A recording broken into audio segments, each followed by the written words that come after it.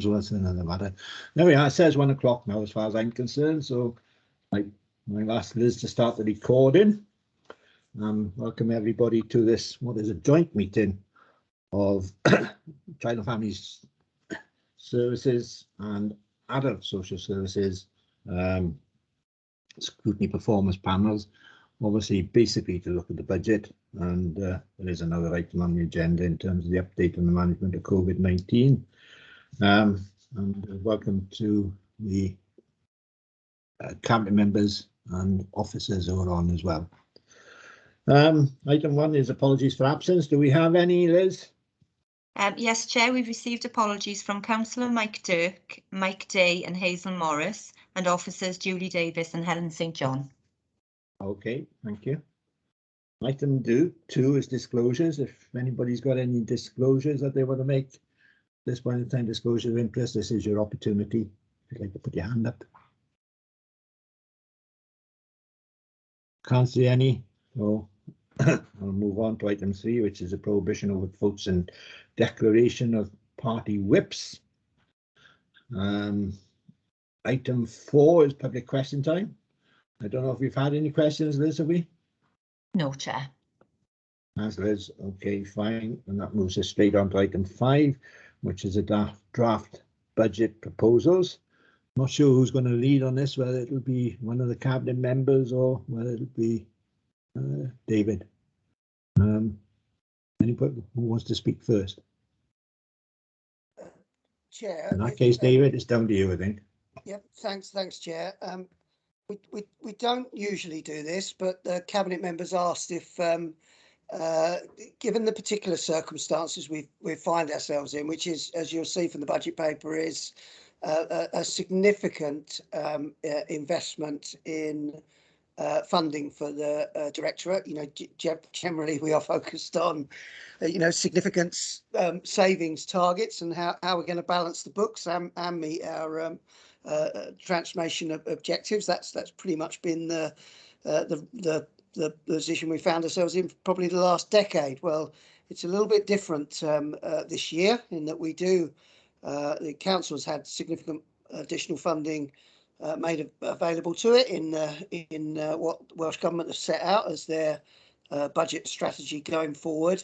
And as you would expect, given circumstances we found ourselves in over the last couple of years with the impact of the COVID pandemic, and I suppose the increased focus on our health and social care system, it would be logical that with more money being available, that actually one of the most significant investment priorities for all of us across the UK, but for us in Swansea as well, as to social care being the absolute top of the list in terms of priorities. I thought it would be helpful if we put together just a short presentation. So if you can cope with that, Chair, I'm going to ask Jane to just run through that presentation. It's very, very brief, but it does just set some of the context as to the unusually positive position that I think we find ourselves in,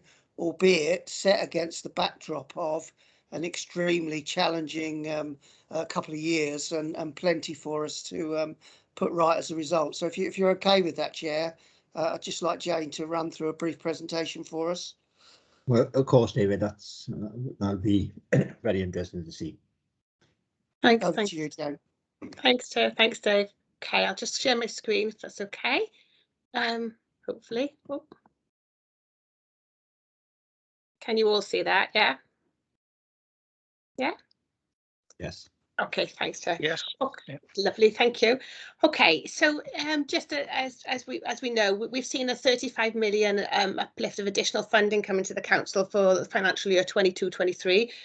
All of the directorate budgets have had a cash increase of around 7%, but for the social service directorate, that's increased is around 9%. And that additional targeted cash has been passported directly to the Social Service Directorate. So that means our cash limit for 22-23 is around just under 145 million. But also, not to forget that on top of that, we have significant amounts of grants that that we've talked about. The grant income is averaging around 50 million. That's what we think that 22-23 is going to look like for grant. So it takes the whole operating budget for the Directorate around 200 million. The grants have been confirmed for the next 3 to 5 years, which is something that we've asked for over the years, so that we can have some longevity of planning. So it is a very unusual position and very good news. That kind of sets the context of what we're looking at for 22-23. So if I go on to our savings proposal, so as Dave says, despite us having the most significant sort of increase over for decades in terms of our budget settlement, we still do have saving proposals that total just over 1.1 million. But those saving proposals have no impact of a loss of staffing or loss of services. And we believe that our savings are achievable by we continue with our business-like approach and maximising efficiencies and invest where we've got those greatest opportunities to change models of delivery to benefit our population. So you can categorise our savings into some sort of broad headings. So there are savings that are contractual savings that look at bringing frameworks in place so that we get economies of scale around supported living and young people accommodation. There's savings that are around the recharging and our relationship with health in terms of how we fund and the contribution for complex needs and high cost placements. Then there's some savings around remodelling services, looking about voids in residential care homes and a different offer for residential placements. Maximising of grants is something that we always do. And then there's a little bit about non-staffing spend. So as we continue in this way of working, it becomes a very different budget outlook as we go through. So that's in terms of the categories of all of the savings that are sort of noted under Appendix B of the Cabinet report on page 32 and 33. But in terms of they're the savings, but the biggest things that are investment priorities, because obviously with 9% cash uplift, there's a real opportunity to invest in services to make the difference to our population. So some of the investment priorities will be obviously the COVID recovery and stabilising the health and social care system, including that catching up with backlogs as we move through out of the pandemic into recovery. The big thing around the increase in pay for social care staff as a minimum is real living wage, something that we are looking to implement we have actually started that journey and looking to implement further in 2023. And then embedding and strengthening our prevention approaches around and the community offer, looking at the early help hubs for children and families in our communities, but also what does that look like for adults, and investing in our tackling poverty services, local area coordination and our third sector. Then we go on around ensuring that we have the right support and offer in place for carers, including our unpaid carers as well, as that have actually been really significantly impacted over the pandemic. Expanding our domestic abuse hub approach to adult services so that we address all of the elements of the VAUDA SV agenda. We've had some real successes in children's services, and what does that look like now in adults and how we can expand that out into the community. And then expanding the community offer to our young people, so aligning to our community early help hubs and our satellite youth provision in terms of a detached youth provision out and about in our communities. Expanding the in-house residential care for children. We know that we've had a huge is a difficulty in finding placements, especially across the pandemic. So understanding what that can look like as we go through a different model, enhancing the support for foster carers and expanding the support for special guardians, expanding our educare services, including respite care, and stabilising and regrowing the children's social workforce. As we know, that's been really difficult in terms of maintaining that capacity of our workforce. So what does that look like as we move forward? And then looking at implementing the revised permanent structure for adult services. We've had a temporary restructure in place for a while now, but actually what does that look like as we move forward? And remodelling of the in-house adults residential care beds and stabilising the independent market. Increasing our long-term domiciliary care capacity, both in-house and externally, and looking at a different model around dom care. And remodelling and increasing capacity for all forms of supported accommodation as we move towards a more outcome-focused model of care. So there's some of the headline priorities of investments for over the next 12 months, but actually that they will take us into an improvement plan over the next sort of 3 to 5 years. So we look at the efficiency savings and the investment priorities together, and they will shape the transformational plan for the next 3 to 5 years. We will obviously embed our co-production throughout our work where that's possible, and working with our residents to make sure that we are designing and delivering services that meets their needs as well as the increasing demands, and that better achieves those better outcomes for people, addressing what matters to them. So that's a really high level sort of summary of where we are, if that's okay, Chair, and I'll pause at that stage, and the presentation will be circulated after, and I'll just to sort of sweep you through very quickly. Okay, thank you.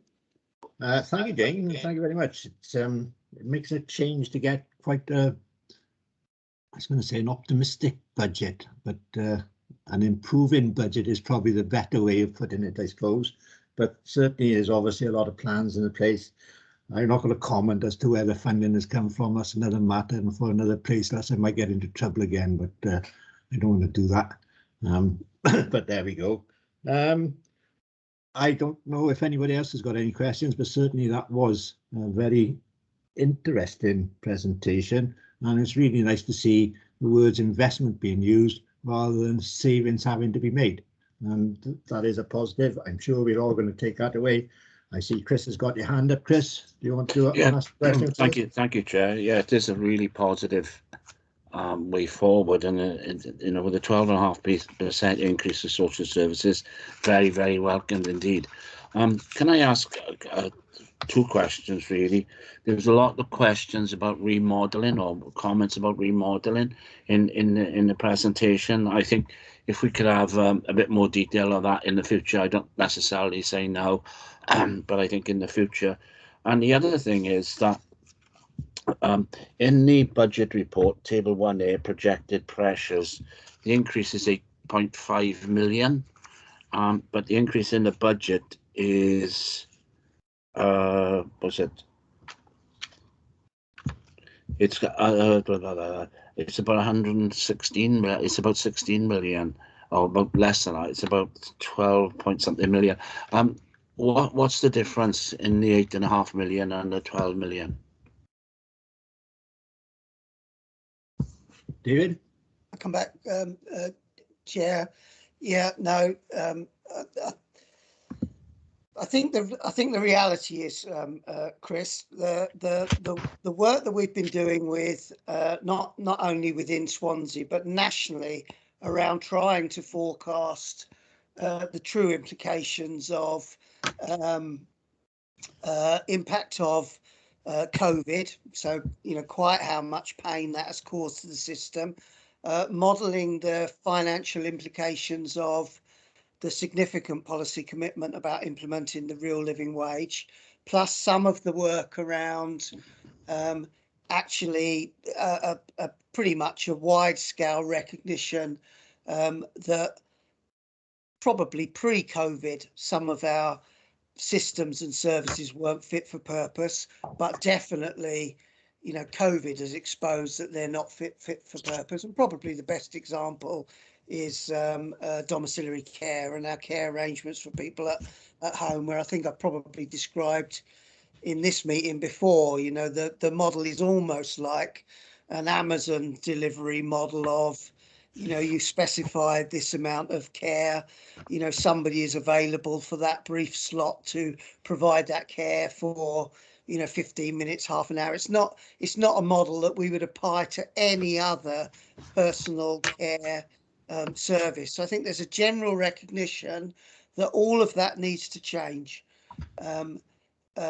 Absolute costing that, perfectly to say we can absolutely understand how much that will add in terms of overall costs has been tricky, both at a national level and for us locally. I suppose my view on the 8.5 million is, well, that's an absolute minimum of what we would require to be able to almost keep things going,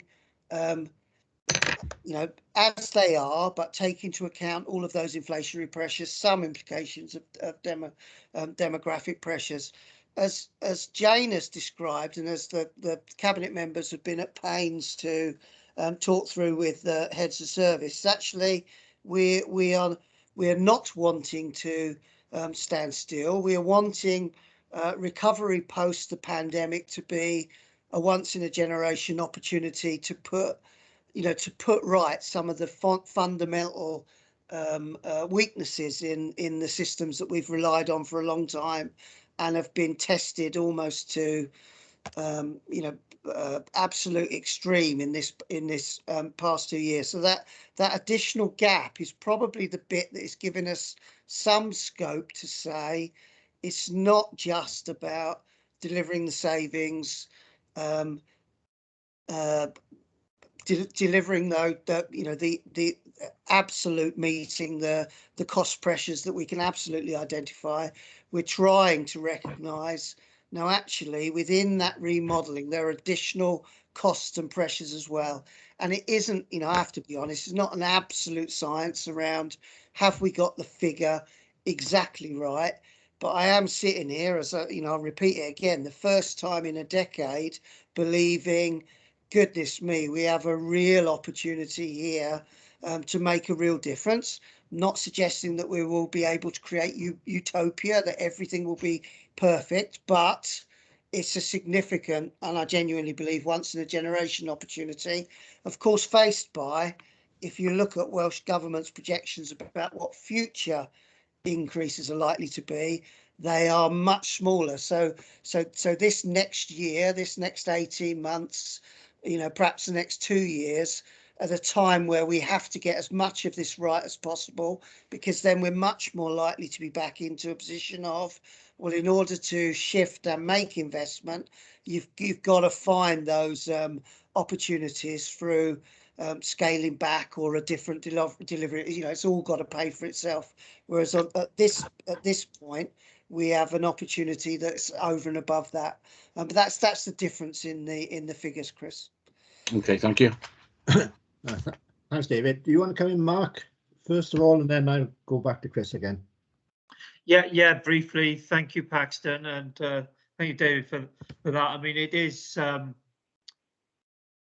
it's the first time, I think, as cabinet member, I've been able to, be with a budget that is actually has headroom, rather than having to be keep ducking and ducking to try and get everything to fit in and provide a service that the people of Swansea need. It is a unique opportunity. I know we've had to go through an awful time, and no more so than the staff who have been delivering care for the past 2 years, and I will never tire of thanking them enormously for the work that they have done. It gives us a chance now to be ambitious, to see what the future could be like, to see what prevention could be like, to see what co-production could be like, to see what empowering the workforce could be like. It's many things that are out there that we've talked about and maybe even dreamt about in the past, that this leeway gives us a chance, and we have to, me or whoever comes after me, whatever, has to grab this opportunity. We won't get everything right, but none of us have the ambition to go back to where we were 2.5 years ago. That is not where we want to be. We want to be able to talk to people about what a good life means, what a good day means, and work towards that. I think one of the things that Dave touched on was the dom care side of things, which is particularly in need of addressing. And he's right. The model we have, and it's not just our model, it's what's happening across Wales, across the UK, is you get half an hour for this, quarter of an hour for that, 10 minutes for something else. How many times a day do you need that sort of thing? I mean, it's been a thing that it's been an assessed need, but has that been helping people have a good life? Has that been cheering them up? Has that been empowering them? Have we got the most out of that? And have they got the most out of that? And I think we can all say no. but we need to work out how to get the most out of that. And I think there's going to be a very different relationship between the council and providers, and maybe there'll be more council provision out of this. And we have learned to work a lot closer in partnership and a lot more symbiotically with independent providers, health and Neath Talbot as well. So this is, I mean, overall, this is a golden opportunity which we can't afford to let go, whilst we can't afford to be profligate either, because you started off saying, Chris, there are pressures within there. Some are pressures which are pressures of inflation or increasing demand or the national insurance contributions. Some are pressures of our own making, with the quite correct decision to go early on real living wage for domiciliary staff. But they're all pressures that are in there, and then we've got to build on that. Thank you, Chair. Thank you, Mark. Chris, you want to come back? Yeah, just to say thank you for both Councillor Mark Childs and for Dave Howes. I think the explanation is worthwhile, because I think if we could put a little bit of note somewhere to say that the difference is actually to improve the systems, because that's what Dave is talking about, and I think everybody would agree with that. But I think if we put it in somewhere in the report, then I think everybody would accept that, and I think it's in a nice position to be in, to say that we are going to improve the system. Thank you, Chair. Thanks, Chris. Couple of things, if I may. Nobody else has got their hands up at the moment, so I noticed basically your saving proposals are in line with your spending pressures, there or thereabouts, in terms of 1.3 for the spending pressures, 1.1 I think for the saving proposals basically, which means effectively, as I understand it, there's probably about 16 million there for investment in terms of the increase in budget you've got, and obviously that's very welcome. I will just say one thing, if I may, about Dom Care and where you go with that. Obviously, in the last few years, it's only about the last 2 or 3 years that we went out and recommissioned those services. I don't know what assessment we've done of those yet, and how much assessment there has been done in terms of the users in particular, but obviously the responses that you get to that, I would think, would be particularly important in terms of how you look to remodel those services. I think that's the only point I would make in that, but it is very nice, I have to say, to see a very positive budget. We'll look forward to the future, and we look forward to how the system improves even further. Sue, you want to come in? Thank you, Paxton. I just want to reiterate the local area coordinators and the benefits that they have given to particularly my community. I'm just wondering whether all areas are covered now. Do you want to come in, Amy or Mark? Yeah, I don't know. Mark? Sorry? Amy or Mark? Sorry. Amy. You've been nominated, Amy, it's all yours. Yes, yeah, quick answer, yes. All areas are covered, Councillor Jones, yeah. We've got a team of 23 area coordinators covering, or a team of 26, there's some the managers as well. So yeah, all areas are covered. And it's in the plans as well going forward. Lovely, thank you for that, because I've seen a tremendous benefit since they've been employed.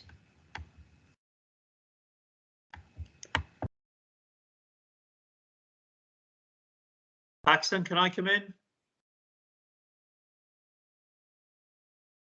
Paxton, you're on mute.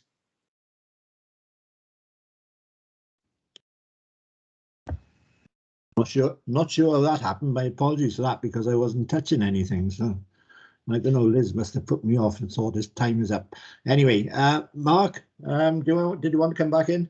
Just briefly on that. Yeah, yes, it's a straightforward answer. We've got all areas in Swansea covered now. I'm delighted to do that. We have begged and borrowed funding from left, right, and centre to achieve this, and part of what the headroom gives us a little bit of space to bring some of that into core funding. Not all of it by any means, but a little bit of adjustment there. And I'm delighted in particular that you say that your coordinator is is working very well. I can't remember Sharon, is it? I can't remember her name now. Covers your patch. Yeah. Donna. Donna, sorry, Donna. Oh, well, that's good that Donna gets a special mention today. Okay, thanks, Mark. Anybody else now got any queries, questions, or comments? In that case, if I may, in terms of item 5 on the agenda, I'll sum that up. Tony's got his Tony hand Bed, up, Tony sir. Bedder, Chair. Oh, sorry, Tony. I didn't see a hand card. Thank you, Chair. It's disguised, I think, the hand. Just a couple of queries on some of the savings proposals, which I didn't fully understand, but I think that's because I'm not used to the language. We're talking about reduction of costs for external residential care by changing the business mode and how we are funding voids in the system. If somebody could just unpack that for me, I'd be grateful. And then the next one was realising savings in efficiencies through the supported living framework and the benefits of being co-located together. So that's the second one. But the third one, which is, and you'll understand why I'm particularly interested in this, is the section that talks about working through complex needs and placements with the health service, and in a wider sense, the re-engineering, if you like, of the social and healthcare system in Swansea. And I mean, in the circles in which I sort of move nationally, this whole debate about altering the design and linkages within the care system as a care system is coming to the top of the agenda. And I just wonder to what extent, if the health service have had the same kind of largesse as it sounds like the local government settlement has had, whether this is a golden opportunity to do some bit of experimenting with some of the basic redesigns of the care system. I mean, I'll just give you some examples. They're not ones that I necessarily stand by all the way, but that exemplify the, if you like, the radical nature of it. I mean, how about if we looked at having a 24-hour flying squad team of both social care and NHS practitioners that could get to places where people are in trouble, rather than bringing those people in trouble into the accident and emergency department to spend their time hanging about until somebody decides they assess them and then decide that they've got to come into the hospital because there's nowhere else for them to go at 4 o'clock in the morning. Then they're stuck in hospital for 5 weeks while somebody tries to get them back out. I mean, it's that kind of radical thinking that in a control state, perhaps we've got the ability now to do, for all sorts of reasons of both financial support. The partnership arrangements seem to be working well. The need for innovation and change, whether it's with the health service or with, and David will recall, I've mentioned this before, with our own in-house housing services and the sheltered accommodation services and so on, that I think have a part to play. I just wonder if there's some room for doing 1 or 2 bits of creative thinking and even moving from that creative thinking to trying it out for real in the real world. Thank you, Chair. Want to come back in, Mark? Well, not on all of that, because I'm going to let officers answer some of that. But I was surprised we were going to get through a meeting without a question from Tony. So thank you very much, Tony. I think your point about the care system and looking at the whole of the care system is a point well made. I mean, it's shown its strengths and its weaknesses over the past 2 years, to be quite honest. I think it has shown a remarkable ability to move quickly when needed to, and move together when needed to. But it's also shown that the care system's only as strong as the weakest links in it. And I think that goes back to Susan Jones's question about domiciliary care and the market there, which has shown to be one of the weaker links in the chain. And I think we need to be imaginative about how we address there as well, both in the service we provide, but who and where we provide that service to. I'm just touching on your other stuff. I think we do need to build on the relationships that we've built with health on addressing the continuing healthcare issue. Because it's not going to go away. It's only going to be more and more people who are assessed as needing continuing healthcare, and we need to work out maybe in Wales, how we deal with that in a better way than the slightly combative, or at least the challenging way we have of dealing with it right now. As far as how we address people in emergency in the community, yeah, I mean, I think any idea is up for consideration right now, and maybe some of it will be done in some part of Wales, and we'll be better at learning lessons as well than we have been in the past, and disseminating best practice. But as far as some of the more detailed stuff, whether Amy or Dave will give you a better answer, we'll see. Amy, did you want to come in?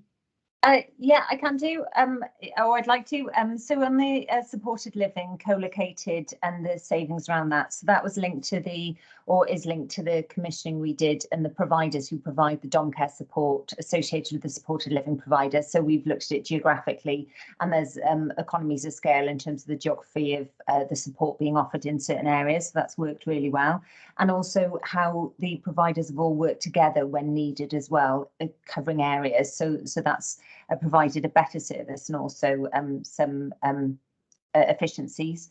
The voids around res care and how we look at that differently, I think this is linked around the remodelling that's been discussed already. So we know there are less people overall in residential services at the moment, but what that's going to look like going forward is a lot around our future market stability, around our internal and external residential offering, and also the requirements, so the population needs assessments and the work that's being done at that at the moment. So it's looking at what the requirements are going to be for the residential beds that are there, so whether that's more dementia care, whether that's more nursing care, or also more complex needs, because we want to support people to stay at home for longer, so it could be more respite as well. So just short-term placements and respite in residential.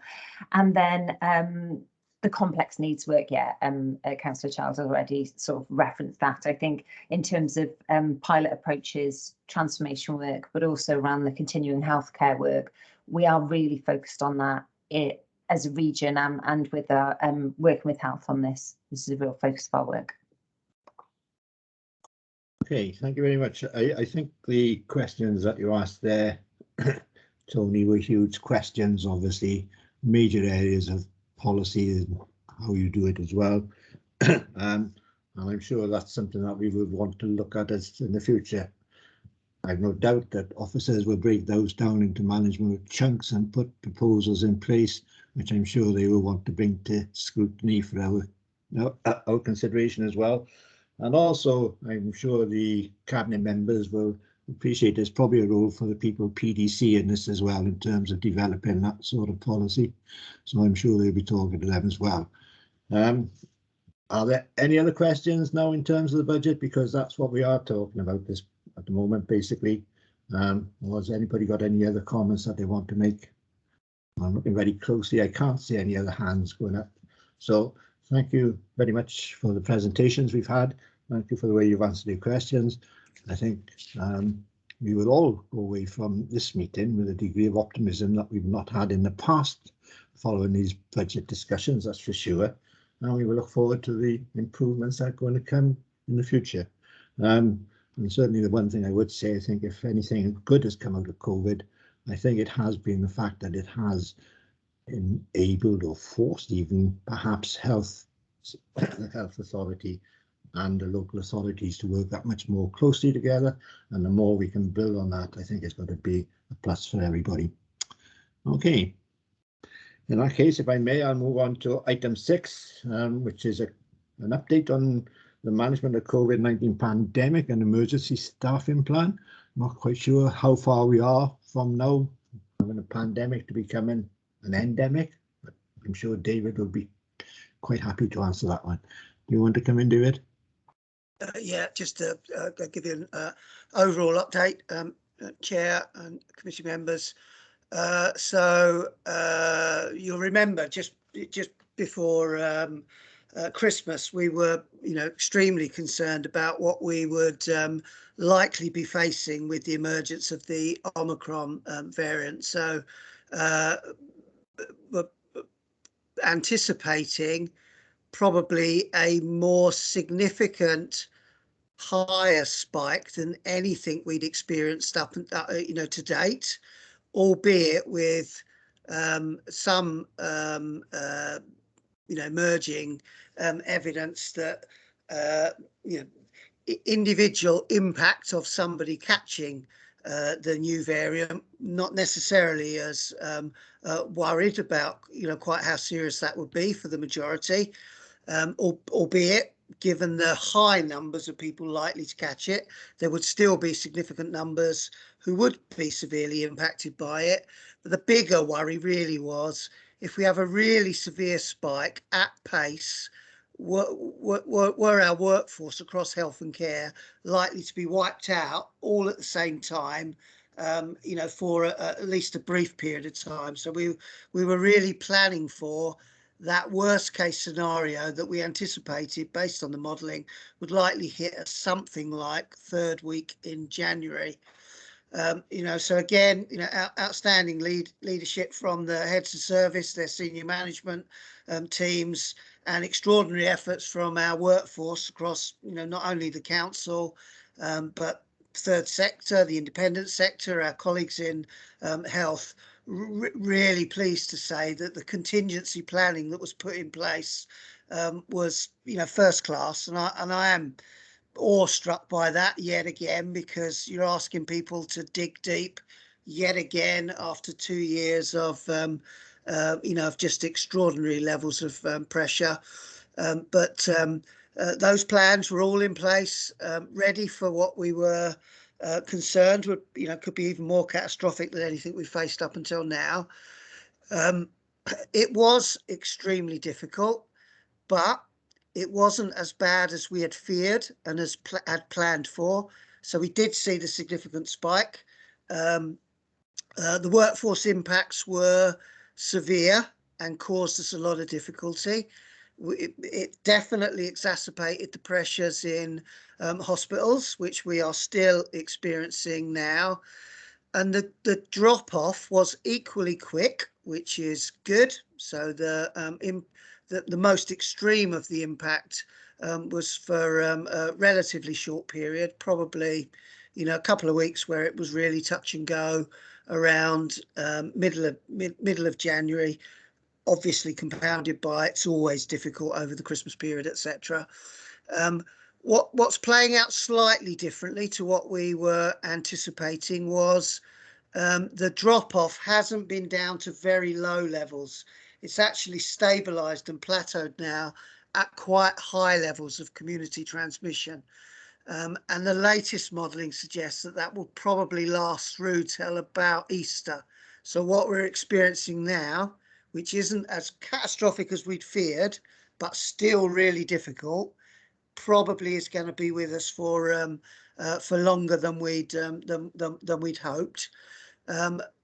But on the back of all of that hard work from Amy, her fellow heads of service, the senior management teams, but most especially the staff, the plans that we've got in place, we're confident are resilient enough to get us through to that period, get us through till Easter, come what may, because there are bound to be ups and downs. So if you think half term next week, that'll probably be associated with almost like a mini fire break, because a lot of the transmission is still generated through children, young people, the amount of contact, taking stuff home, etc. So half term will probably operate as a little mini fire break, but then we'll probably see a bit of an uptick afterwards. I think that's how it will play out, and there'll be other things that will are bound to happen over these next few weeks. So message is, it's going to continue to be highly pressured. System resilience is as good as it can be, down to all of that hard work from all of those individuals across the system. And there is some headroom now, or some space, for us to do a bit more work on recovery now. That doesn't mean take our eye off the ball in terms of the contingency planning, but there is scope now for to turn our attention a bit more to those plans are in place. So now we need to be back refocusing on the backlogs, both people stuck in hospital that we haven't been able to move on, but also backlogs within our own services. I do want us over the next couple of months to be in a position where we can, expand again our day service offers, our respite offers for individuals. We know we had difficulties that we talked at length about around backlogs in assessments, etc. Well, our plans to catch up on those backlogs have been a bit derailed, so we've got to get those back on track. In children's services, we know real pressures around the implications of both increased pressure, but the numbers of social workers not being at the level that we need it to be. So we've had to recruit differently qualified staff. We've got to get those staff focusing on the areas that that assist, freeing up space for our qualified social workers to concentrate on the highest areas of risk and individuals with the greatest level of vulnerability, etc. So it is a shift now of emphasis, but from a firm base of absolutely believing that we've got really good contingency plans in place. It does mean that it's really, again, we're all, this committee has shouted, loud and proud, same as the cabinet members, around how appreciative we are of our extraordinary workforce and our workforce across our partners. Does mean we're still not in a position really to take, to be able to say to people, oh, look, it's a bit calmer. You can, work a bit less at pace. The truth is, we're still having to ask them to work at pace, which is really challenging. But they are extraordinary individuals, so I don't have any doubt that they'll step up once more. But the emphasis is a bit more now on that recovery work. But I'm not talking recovery 6 months, a year down the line sort of thing, linked with transformation. I'm talking about just the worst things of how the system has got majorly disrupted again over this recent period, putting as much of that right as we can in a very short period of time, between, now and Easter.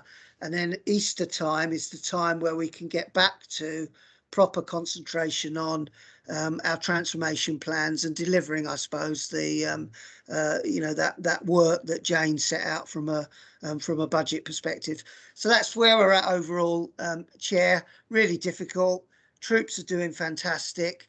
It's going to be at least as difficult as it is now, still for probably another couple of months. But there is space now to try and put a bit more of the system right in advance of then getting back to our transformation agenda. That's it from me, Chair. Thank you, David. Anybody want to come in on that? If not, I'll say, well, Sue, you wanted to come in? Unmute yourself, Sue. Thank you, Paxton. Just wondered what impact long COVID has had on your plans, Dave. I mean, in terms of the workforce, it's not been really significant in terms of high numbers of the workforce across the piece. It is a significant factor now in terms of, where we have got long-term absences. A number of those are associated with long COVID.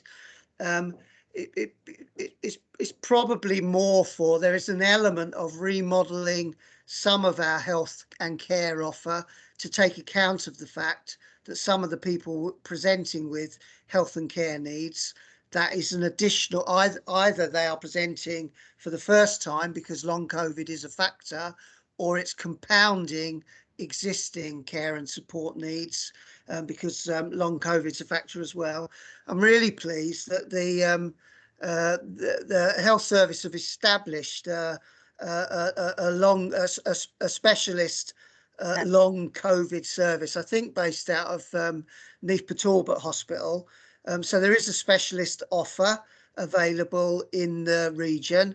At the moment, the funding for that is only guaranteed up until the end of this financial year.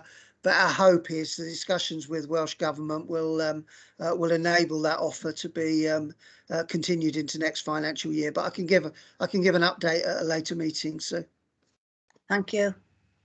Thank you, David. I'm not seeing any other hands up, so I will say now thank you to officers and the cabinet members for their attendance and the information they've imparted. I think it's almost becoming routine now to say that how much we do appreciate, as Sue's already said, the amount of work and effort that's gone on within the department, both by management and obviously by the people working within social services. We say that often now, it's almost become routine, and the fact that it's become routine shouldn't detract from the fact that we actually mean it. And I think we've got to be careful on that score as well. So if you can pass that message on, although we say it regularly, it doesn't mean to say that we think any the less of it because we're saying it all the time. Okay, in that case, thank you very much. And if officers and the cabinet members would like to leave, we'll have a little discussion as the scrutiny panels, just to determine what our response is going to be specifically to this budget, to the budget proposals that we got. Thank you very much. Much Thank appreciated. you. Goodbye. Ta-da.